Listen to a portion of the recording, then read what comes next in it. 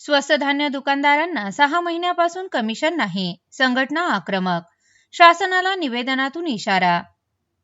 राज्यातील स्वस्त धान्य दुकान चालकांना मागील 6 महिन्यांपासून कमिशन अदा करण्यात आले नसल्याने दुकानदारांमध्ये तीव्र नाराजी पसरली आहे. वाढते आर्थिक संकट, दुकान चालविण्याचा खर्च आणि प्रलंबित कमिशन यामुळे दुकानदारांची अवस्था बिकट झाली असून संघटना आता आक्रमक झाली आहे. या पार्श्वभूमीवर बुलढाणा जिल्हा स्वस्त धान्य दुकानदार संघटनेच्या वतीने जिल्हाधिकारी यांना निवेदन सादर करण्यात आले. प्रलंबित कमिशन तातडीने अदा करावे, अन्यथा राज्यभर तीव्र आंदोलन छेडण्याचा इशारा संघटनेने दिला आहे.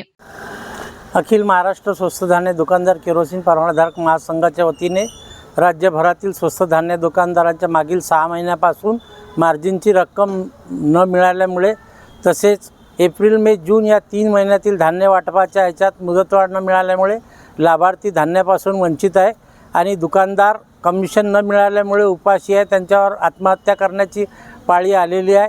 या सर्व बाबींना कंटाळून आज महासंघाच्या आदेशानुसार जिल्हाधिकारी महोदयांना निवेदन देण्यात आले असून लवकरच राज्य विधिमंडळाचे अधिवेशन सुरू आहे. या अधिवेशन काळात मुंबई येथील आझाद मैदानावर महासंघाच्या वतीने आंदोलन करण्यात येणार आहे. हमाला संदर्भात आपण काही मागणी केली आहे? हमाला संदर्भात राज्य शासनाच्या 24 एप्रिल 2026च्या शासन निर्णयानुसार राज्यभरातील जे हमाल माथाडी कामगारांना अंतर्गत नोंदीत केलेले हमाल कामगार आहे त्यांना काढून त्यांच्या जागी वाहतूक ठेकेदारांना त्यांनी हमाल नेमून काम करण्याचा शासन निर्णय निघाला आहे.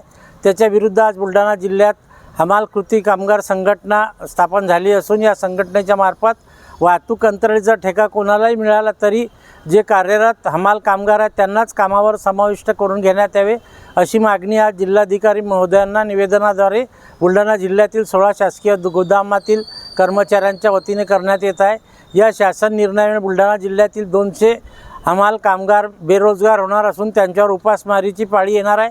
त्यामुळे त्यांच्यासाठी आजपासून आंदोलनाची सुरुवात या बुलढाण्यापासून आम्ही सुरुवात करत आहे.